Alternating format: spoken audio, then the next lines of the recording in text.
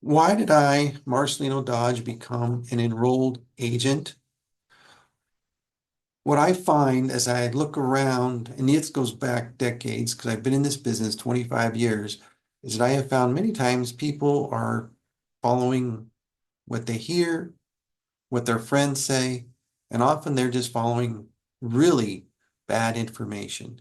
And what got me passionate about what I do is that I love to solve problems. I love to help people. Many times I see people in pain. I see people stressed out.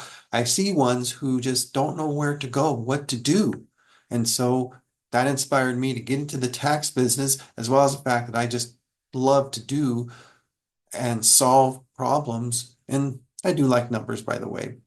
But I like to get people going from being all stressed out and in pain and disillusioned.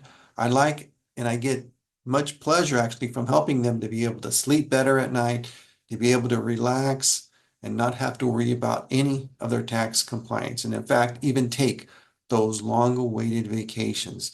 So yes, as an enrolled agent, I am able to do that to represent taxpayers, to help them to sleep good at night so that you can just relax, take it easy, feel secure in knowing that all of your tax issues really do not exist.